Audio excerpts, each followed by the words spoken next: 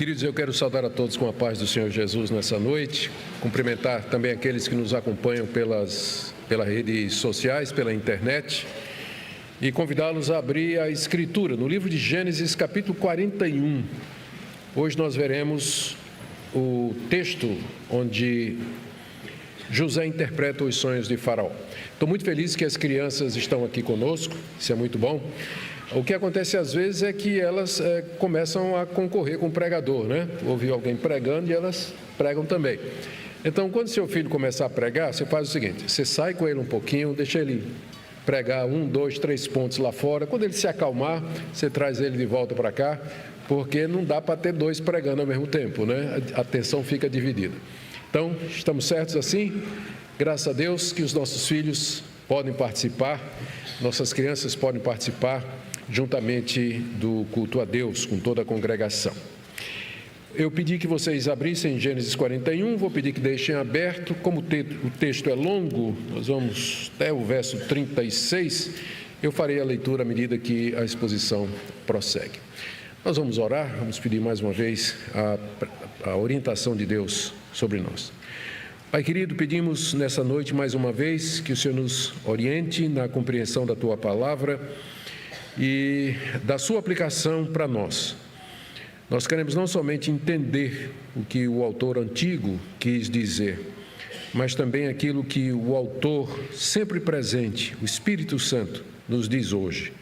Nós oramos pelas crianças que estarão presentes e também daqueles que têm condições de entender, conhecimento. Ó Deus, fala ao coração deles. E nós oramos também por aqueles que nos acompanham pela internet, que Tua bênção esteja sobre cada um. É o que pedimos em nome de Jesus. Amém. Queridos, na mensagem anterior, nós vimos como José, na prisão, ele interpreta os sonhos de 2 oficiais de Faraó que haviam sido presos com ele.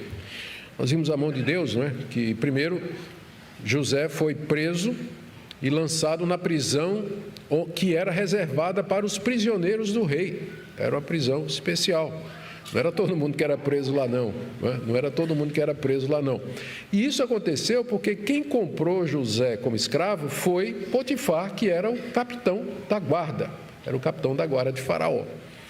E agora, passado algum tempo, na mesma prisão de José se encontram 2 oficiais do rei que tinham ofendido o rei e que tinham ido parar lá exatamente porque eram da nobreza. E assim Deus vai juntando as peças, vai guiando a história de maneira que as coisas aconteçam exatamente na direção daquilo que ele havia planejado. Aqueles 2 oficiais sonham na mesma noite, cada um sonho parecido, mas com significado distinto. E José interpreta os sonhos, dando o significado de cada um deles. E a interpretação de José se mostra verídica, porque o copeiro-chefe foi solto e reinstalado no cargo dele, que era de servir vinho na mão de Faraó, e o padeiro-chefe foi condenado e enforcado de acordo com a pena capital que havia no Egito. E assim mostrou-se que José era alguém que vinha da parte de Deus ou que tinha entendimento dado por Deus para conhecer e interpretar sonhos. José tinha pedido ao copeiro, quando disse para ele que as coisas iriam dar certo para ele, daria 3 dias, ele seria reinstalado. José tinha pedido ao copeiro que uma vez que ele voltasse para a corte de Faraó, que ele desse uma palavrinha a Faraó em favor de José, porque José estava lá preso de maneira injusta, tinha sido vendido na terra dos hebreus e não tinha feito nenhum mal, nada errado para que ele pudesse parar ali na prisão. Só que o copeiro se esqueceu completamente de José, do benefício que José lhe havia feito, da interpretação favorável, e o resultado é que José ficou mais 2 anos preso. Ele queria sair, mas não tinha chegado o tempo de Deus ainda. Hoje nós veremos como Deus revela ao rei do Egito aquilo que ele pretende fazer, não só com o Egito, mas com toda a terra, o Antigo Oriente, e ele faz isso através de 2 sonhos, que são, pela providência de Deus, interpretados por José. É isso que nós vamos ver hoje. Tudo isso aqui acontece como parte daquele plano de Deus de levar José ao governo do Egito com o objetivo de proteger seu povo. Nosso texto ele pode ser dividido em 5 partes. A primeira é o relato dos sonhos de Faraó, do verso 1 até o verso 7. Passados 2 anos completos, Faraó teve um sonho. Eis que estava em pé junto ao rio Nilo. Do rio subiam 7 vacas de boa aparência e gordas, e pastavam no meio dos juncos. Após elas subiam do rio outras 7 vacas de aparência feia e magras, e pararam junto às primeiras na margem do rio. As vacas de aparência feia e magras engoliam as 7 vacas de boa aparência e gordas. Então Faraó acordou. Tornando a dormir, sonhou outra vez. E de uma só haste saíam 7 espigas cheias e boas. Após elas nasciam 7 espigas mirradas e queimadas pelo vento leste. As espigas mirradas devoravam as 7 espigas grandes e cheias. Então Faraó acordou. Tinha sido um sonho. Então, aqui a gente tem o registro desse evento extraordinário em que o Faraó tem 2 sonhos na mesma noite, parecidos, mas distintos. Isso aconteceu 2 anos depois de José ter interpretado os sonhos do copeiro, lá na prisão, como nós já vimos. E veja como ele diz aqui, passaram 2 anos completos ou inteiros, o que indica que provavelmente esses sonhos que o Faraó teve foi na ocasião do seu aniversário. E a ocasião em que ele dava banquete, um grande banquete a todos os súditos, oficiais, libertava prisioneiros e homenageava seus deuses, o que era uma ocasião muito propícia para Deus mostrar quem era o verdadeiro Deus ali, como ele vai fazer através de José. Ele sonhou 2 vezes na mesma noite. Os sonhos eram tão similares e tão semelhantes, tão distintos e tão aparentemente significativos, tão coerentes e vividamente impressos em sua memória, que ele acorda perturbado. Ele acorda ali angustiado, ansioso, e nós não estamos falando de qualquer pessoa, estamos falando do rei do maior império do mundo, não é? Quando ele acorda apavorado, a corte toda está apavorada, não é? Porque ele tem poder de vida e morte para fazer o que quiser. Então ele está perturbado.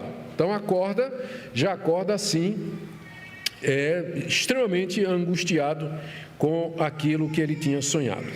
O primeiro sonho, que está relatado aí do verso 2 e 4, no primeiro sonho ele se via às margens do rio Nilo. O rio Nilo era considerado sagrado pelos egípcios e era dele que vinha a prosperidade e a fertilidade da terra. Era o rio mais extenso, e é um dos rios mais extensos do mundo, e ele irriga a terra do Egito de cima a baixo e permite a agricultura e a produção de alimentos. Quando o Faraó estava ali na margem do rio, olhando para o rio, emergia do rio 7 vacas, gordas e de boa aparência. Não vou fazer comentário porque não é politicamente correto. Mas elas estavam pastando nos juncos às margens do rio Nilo. É porque eu me acho gordinho e de boa aparência, é só isso que eu queria dizer, né? Porque tem gente que tem gordofobia, né? Tá vendo? É gordinho e de boa aparência, tá vendo? Maravilha. Então, as vacas estavam ali pastando, ele diz aqui, usa o termo junco, né? É um capim próprio daquela região que às vezes é chamado de lótus. Já ouviram falar da flor de lótus, não é? Pois é a flor que nasce nesses capins que margeiam o rio Nilo. E ele olhou e, de repente, atrás das 7 vacas de boa aparência e gordas, subiram mais 7 vacas do rio Nilo, só que essas eram feias e magras. Eu não quero dizer também absolutamente nada com isso, não é? Mas as vacas feias e magras, elas pararam atrás das vacas gordas, e diz o texto, e ele viu como elas engoliram as vacas gordas. E Faraó acordou. Acordou, caiu no sono de novo, e aí ele sonha de novo. No segundo sono, ele vê 7 espigas grandes, 7 espigas de trigo, cheias de grão, que cresciam no mesmo pé, isso é, no mesmo talo. 7 espigas. Os grãos eram enormes, estavam cheios ali.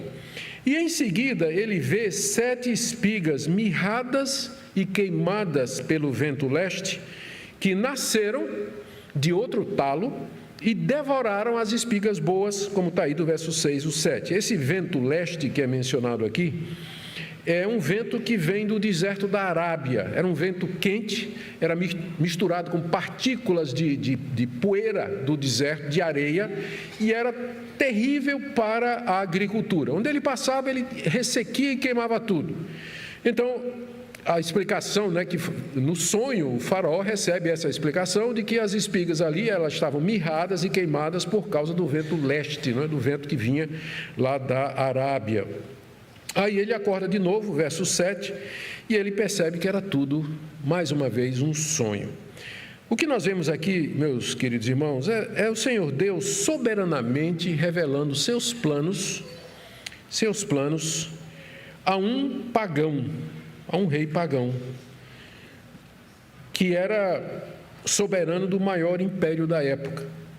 Nós sabemos que Deus, na sua soberania e sabedoria, ele pode se revelar fora do círculo que nós conhecemos como o círculo do cristianismo. Ele pode, de repente, tocar no coração de alguém. A gente chama isso de graça comum, não é graça salvadora, mas Deus, através disso, ele faz o bem, ele move o coração de um, o coração de outro, para fazer com que o seu plano aconteça. Então, Deus não age somente naqueles que professam a Jesus Cristo como Senhor e Salvador. Ele age salvadoramente somente naqueles que professam a Cristo como Salvador. Mas, fora disso, Deus age no mundo, dando talentos, dons, descobrimentos, sabedoria, experiência, para permitir que a humanidade continue, que ela vive em sociedade e que ela se desenvolva. E aqui Deus aparece em sonhos, ele não aparece, mas ele dá sonhos com significado futuro, àquele que era o rei do maior império da época. Então isso tudo estava dentro dos planos que Deus estava tecendo para abençoar o seu povo em seguida. A segunda parte do capítulo é a respeito da lembrança do copeiro-chefe. Está aí do verso 8 até o verso 13 que eu vou ler aqui. De manhã, ao despertar muito perturbado, Faraó mandou chamar todos os magos do Egito e todos os seus sábios. Contou-lhes os seus sonhos, mas não havia ninguém que pudesse dar a interpretação. Então o copeiro-chefe disse a Faraó: hoje me lembro das minhas ofensas. Quando Faraó ficou irado com seus servos e me pôs na prisão, na casa do comandante da guarda, a mim e ao padeiro-chefe, tivemos um sonho na mesma noite, eu e ele. Sonhamos e cada sonho tinha o seu próprio significado. Achava-se conosco um jovem hebreu, escravo do comandante da guarda. Contamos a ele os nossos sonhos, ele nos deu a interpretação, a cada um segundo o seu sonho. E tal como nos interpretou, assim aconteceu.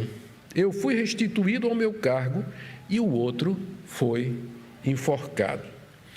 Aqui nós precisamos lembrar a importância dos sonhos para os antigos egípcios. Na verdade, não só os antigos egípcios, mas para todo o Antigo Oriente. Os sonhos eram vistos como uma forma dos deuses se comunicar, revelar o futuro e dizer a vontade dele para os seus súditos. Especialmente os sonhos do rei eram levados em consideração, já que o rei, o faraó, era visto como sendo filho dos deuses. Então, um sonho de Faraó era uma coisa assim de grande importância, especialmente quando o Faraó fica perturbado. Então, diante disso tudo, o copeiro-chefe diz: espera aí, eu estou tendo um déjà vu aqui, né? Rapaz, agora eu me lembro de José, agora eu me lembro. Ou arrependimento verdadeiro, ou para ganhar o favor de Faraó, ele perde a palavra, né? Ele diz: Faraó, eu posso dizer uma coisa? Porque ele não era nem sábio, nem conselheiro, né? Ele diz: eu posso dizer uma coisa? Sim. Ele diz: eu me lembro de um rapaz que interpretou o meu sonho na prisão há 2 anos atrás e foi exatamente como ele disse.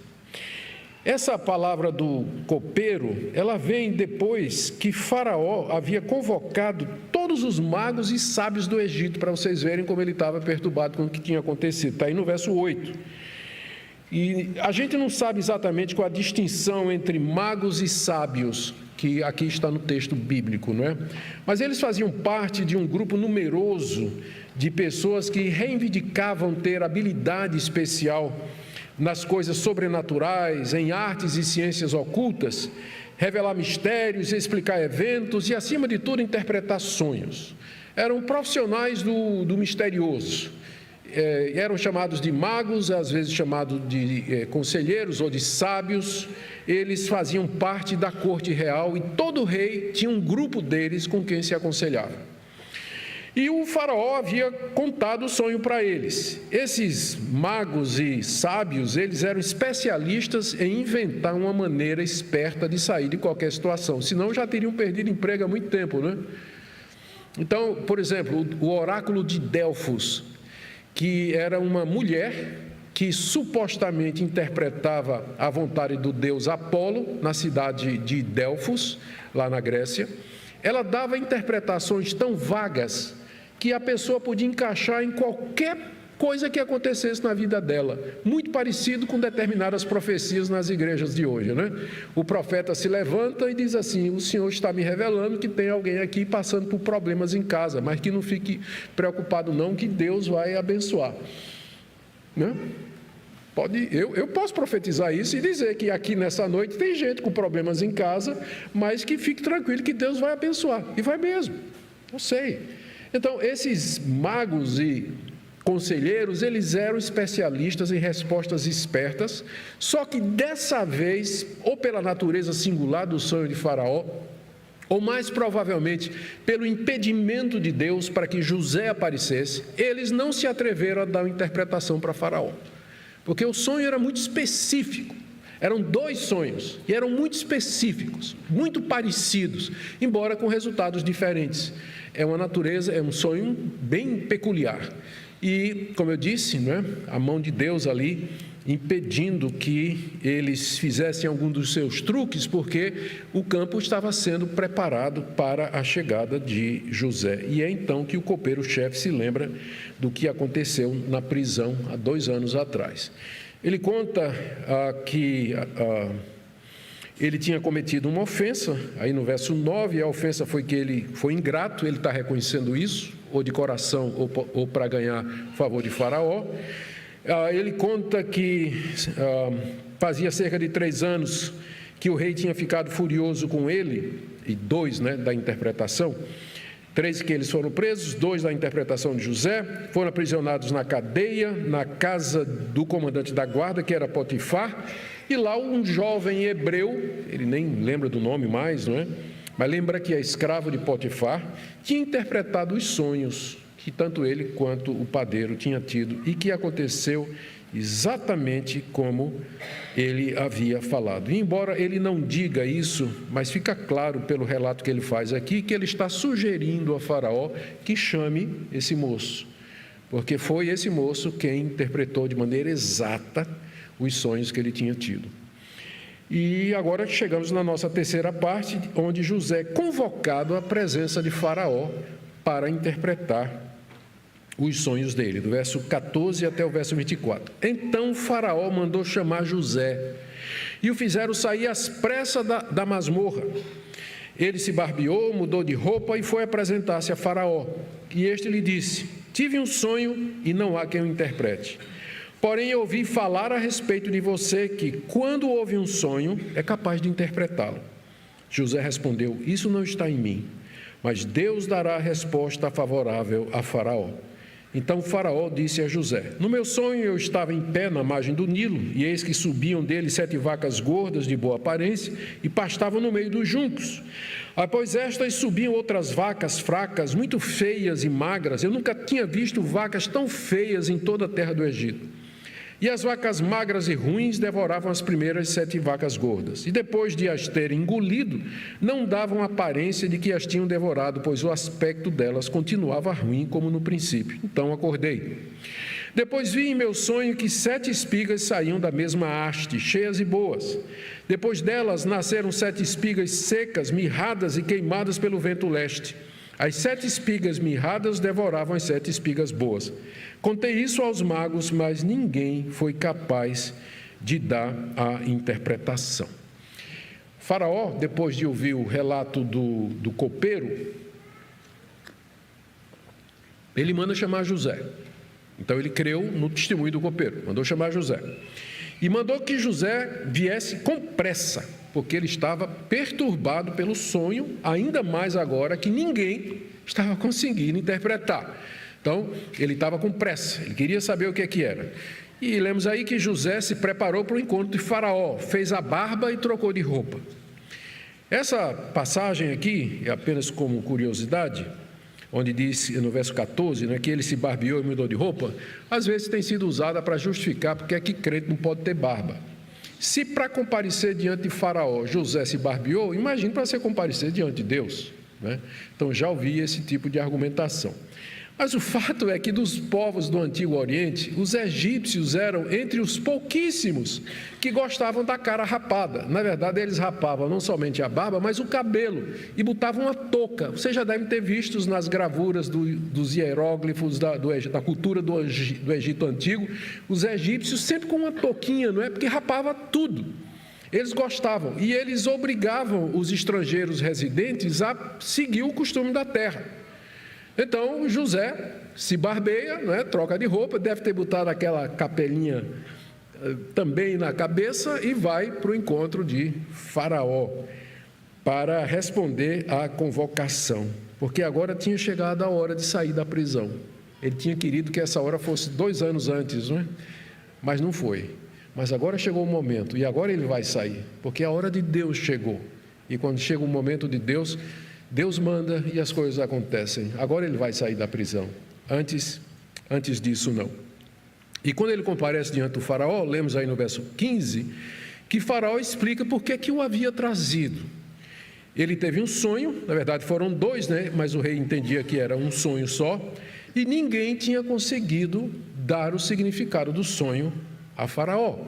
Porque, como eu disse, no Antigo Oriente, especialmente no Egito, as pessoas pensavam que os sonhos sempre tinham algum significado, por isso que aqueles profissionais, eles tinham emprego garantido, porque todo mundo queria interpretação de sonhos.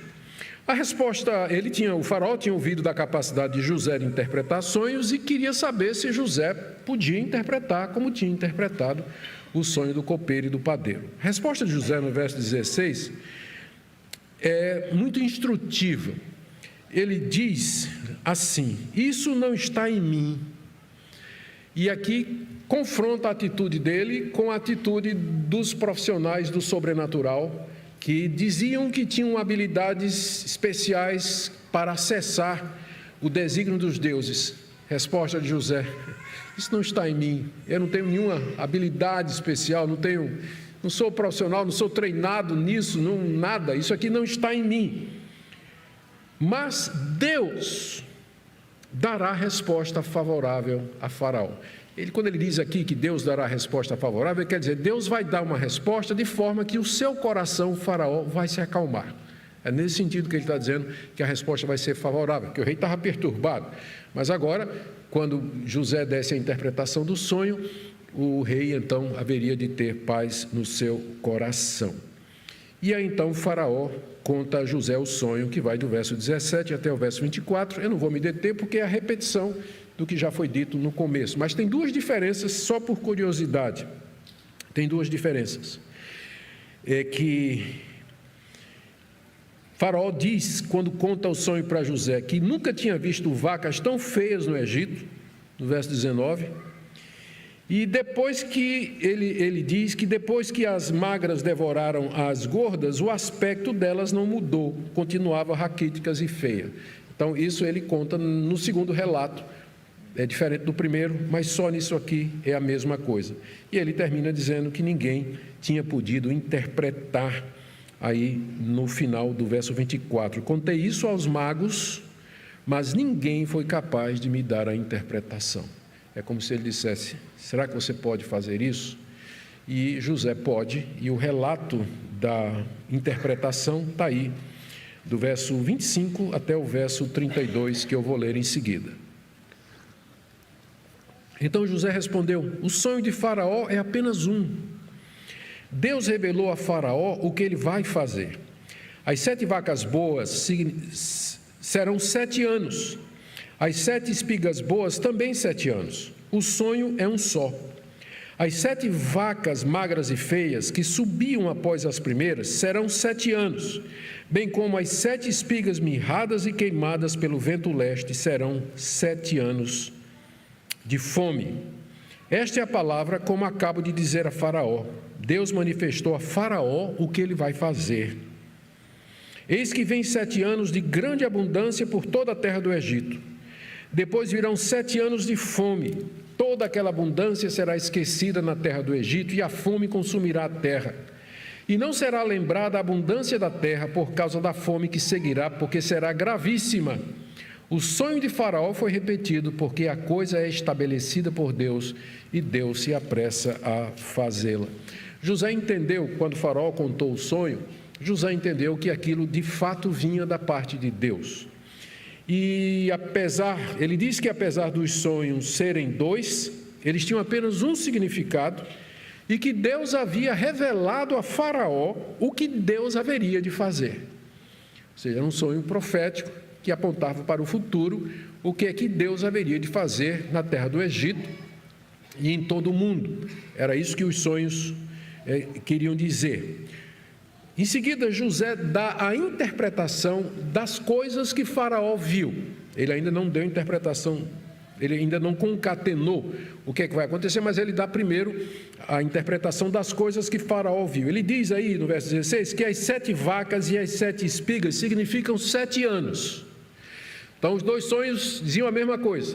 O que vai acontecer daqui, ou vai durar 7 anos. As 7 vacas boas e as 7 espigas boas seriam 7 anos de grande prosperidade sobre o Egito, verso 26. Já as 7 vacas ruins e as 7 espigas mirradas e queimadas são 7 anos de fome sobre toda a terra. E aí, em seguida, ele dá a interpretação dessas coisas do verso 28 a 31. Ele está tão seguro que tudo isso iria acontecer exatamente como ele estava dizendo, que ele diz no verso 28, essa é a palavra como acabo de dizer a Faraó. Deus manifestou a Faraó o que ele vai fazer. Mais uma vez, eu chamo a sua atenção para isso. Deus mostrando a um rei pagão aquilo que ele pretende fazer no cenário mundial, especialmente no que tem a ver com o seu país, o império que era o império maior de todas as coisas. Deus fez isso porque o propósito dele era preservar o seu povo, que no momento estava em Canaã, mas que precisaria de abrigo quando a fome chegasse, não só sobre o Egito, mas sobre toda a terra. Nós vamos ver que ela chega em Canaã também, chega em Canaã e afeta a descendência de Jacó. Deus está mostrando a Faraó aquilo que vai acontecer. É isso que José diz para Faraó. Tão seguro ele está do que vai acontecer. E agora ele interpreta para Faraó dizendo o seguinte, que Deus iria mandar 7 anos de muita prosperidade sobre todo o Egito. Fartura, abundância, colheitas enormes, não somente a agricultura, mas também a pecuária. Depois disso, Deus mandaria 7 anos de fome sobre todo o Egito. Notem, ele não está dizendo que vai acontecer, ele está dizendo que Deus vai fazer acontecer. Deus vai mandar prosperidade e Deus vai mandar fome. Não é que Deus vai mandar prosperidade e o diabo vai mandar fome. Está dizendo que Deus vai mandar prosperidade e Deus vai mandar fome também. E essa fome seria extremamente severa, versos de 30 a 31, que ninguém se lembraria dos anos de prosperidade.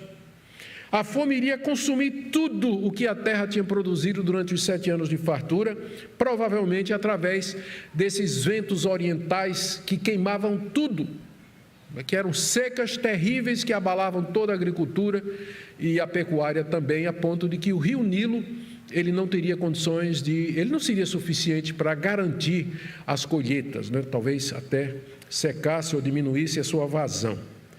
E a razão pela qual Deus deu 2 sonhos a Faraó, José interpreta no verso 32, dizendo que o sonho de Faraó foi repetido porque a coisa é estabelecida por Deus, não pelos seus deuses Faraó, porque ele tinha muitos, mas pelo meu Deus, o Deus verdadeiro.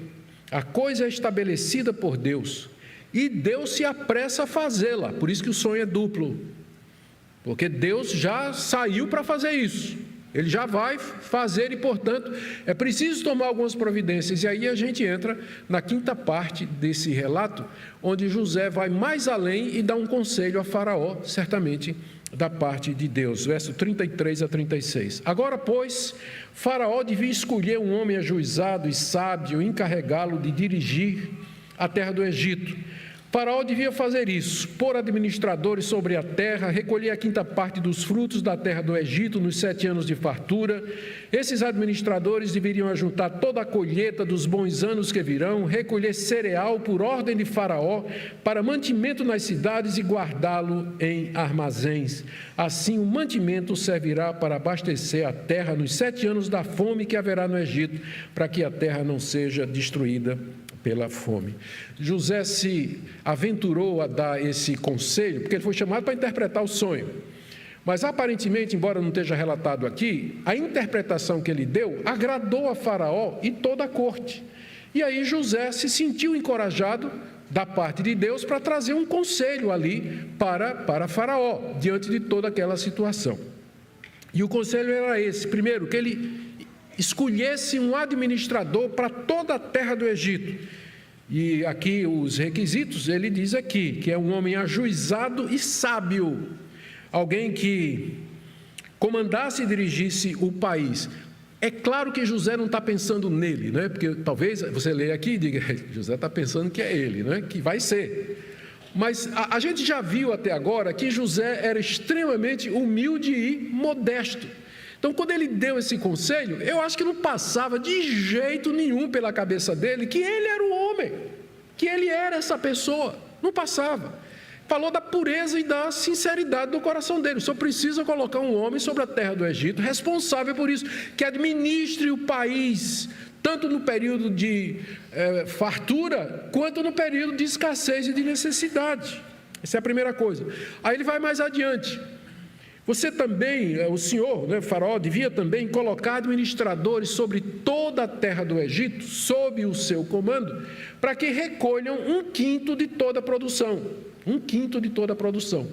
E vocês reclamam de 10%, né? Então, 1/5 de toda a produção. Então, tinha que ser... Eu estou terrível, desculpa. Eles tinham que recolher 1/5 de toda a produção e guardar em armazéns sob o comando de Faraó, para que quando chegasse a fome, houvesse fartura, houvesse abundância, e assim a terra não fosse destruída pela fome. Eles guardariam tudo isso para mantimento das cidades. E dessa forma o Egito poderia enfrentar os 7 anos de fome, as cidades seriam abastecidas e a terra não seria destruída, como ele diz aí no final do verso 36.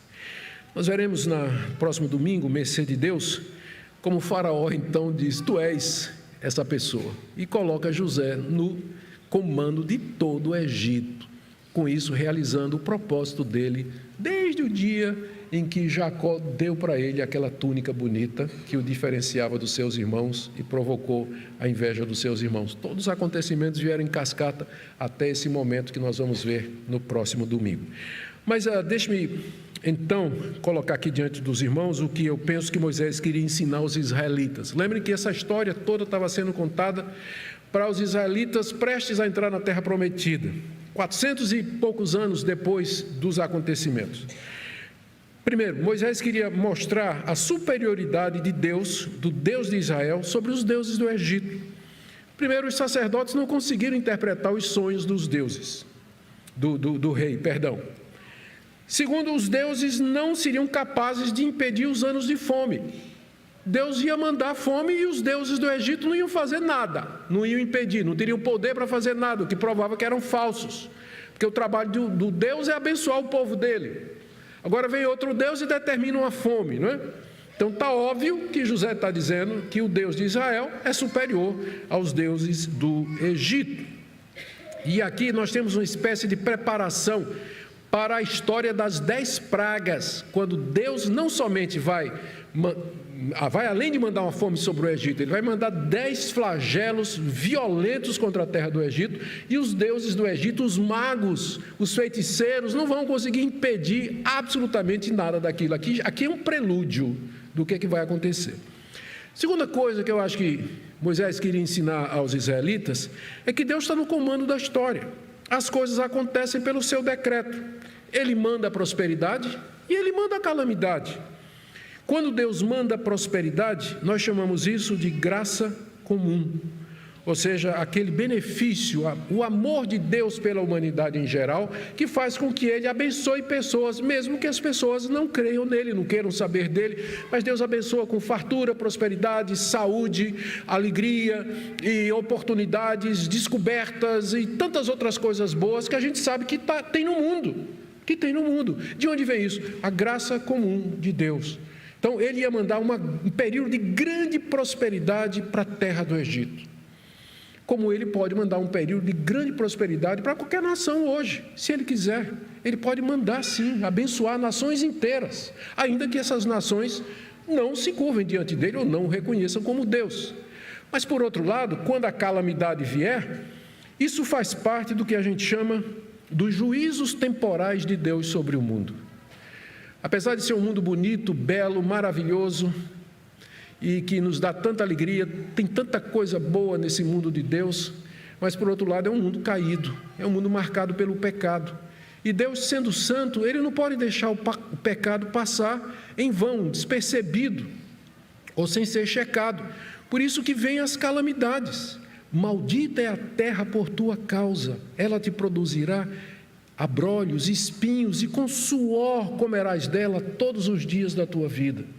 Tsunamis, temporais, enchentes, terremotos e outras catástrofes são os estertores de uma terra marcada pelo pecado e que Deus manda como antecipação do juízo que vai acontecer no grande dia final, quando Cristo vier. Aqui são as parcelas adiantadas, né? Aqui já nos mostram o poder de Deus que Ele vai desenvolver, que Ele vai mostrar no dia do juízo, na volta do Senhor Jesus. Com isso, Deus não é maldoso, não é injusto e Ele não é cruel. Nós devíamos colocar essas coisas na nossa conta, porque é o nosso pecado que atrai a justiça de Deus e os juízos temporais. Outra coisa que eu penso que Moisés queria ensinar aos israelitas era o cuidado de Deus com a preservação do seu povo, os descendentes de Abraão com quem ele tinha feito uma aliança, porque através de José eles seriam abençoados e preservados na terra do Egito. Moisés também queria mostrar que o propósito de Deus com o seu povo era abençoar todas as nações. Em José, o Egito seria todo abençoado. Em José. Esse era o plano de Deus, sempre foi.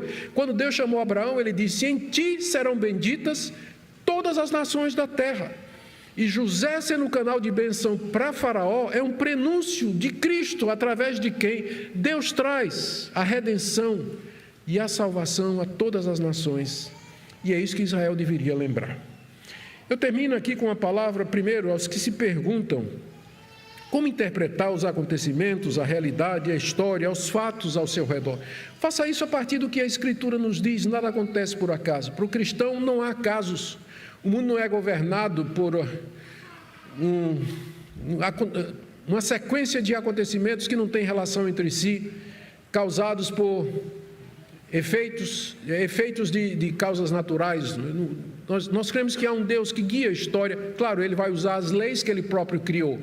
Leis naturais, leis físicas e leis da sociedade. Ele vai agir através disso. Mas a mão dele está em todo lugar. E nós deveríamos lembrar disso aí quando a fartura chegar ou quando a calamidade bater na nossa porta. Talvez haja pessoas aqui que imaginam que é Ele que faz a sua própria história através de seus planos, propósitos e decisões. Veja aqui a soberania de Deus em acessar o íntimo das pessoas na condução dos seus planos. Foi Ele que fez com que o copeiro sonhasse, foi Ele que fez com que o copeiro se lembrasse de José na hora certa, foi Ele que impediu que os magos e sábios pudessem interpretar, foi Ele que deu o sonho a Faraó, foi Ele que deu sabedoria a José para interpretar o sonho. Nós não somos nós colheremos o resultado das nossas ações, mas nós sabemos que há um Deus que pode acessar o mais íntimo do coração humano, por isso a gente ora pelas pessoas, por isso a gente pede a Deus que abençoe determinadas pessoas, porque nós sabemos que Ele é capaz de fazer isso. Talvez esteja pessoas aqui nessa noite que pensam que são alguma coisa por seus méritos e valor pessoal e que conseguiu prosperar e ser vitorioso pelo seu próprio espírito. Lembra que José, na hora que foi confrontado se ele podia fazer aquilo, interpretar o sonho, ele atribuiu toda a glória a Deus e com isso condenou a arrogância dos sábios e magos do Egito. Talvez você esteja aqui sofrendo faz um tempo e Deus parece não responder. Lembra, a essa altura, pelos cálculos, José já estava 13 anos na prisão. 13 anos. E querendo sair de lá. O fato dele ser um moço temente a Deus não quer dizer que ele não queria sair de lá. Mas só saiu na hora certa, e da maneira certa, e pela razão certa e para o propósito correto. Então talvez você pense que o sofrimento está demais. Eu quero dizer que você deve esperar, você deve aguardar com paciência diante de Deus. Se uma porta se abrir, vá por ela. Como José pensou, quando o copeiro, ele interpretou o sonho do copeiro, ele disse, eu vou usar agora o copeiro para ver se consegue falar com o faraó e me tirar daqui. Não era a hora, o que não evitou que ele tentasse. Mas a gente tem que esperar com paciência o tempo de Deus. E por último, esse é o nosso Deus, Pai do nosso Senhor Jesus Cristo, que se deu por nós para nos livrar de algo muito pior do que 7 anos de fome. E por isso nós estamos gratos a Ele pela redenção que nós temos em Cristo Jesus.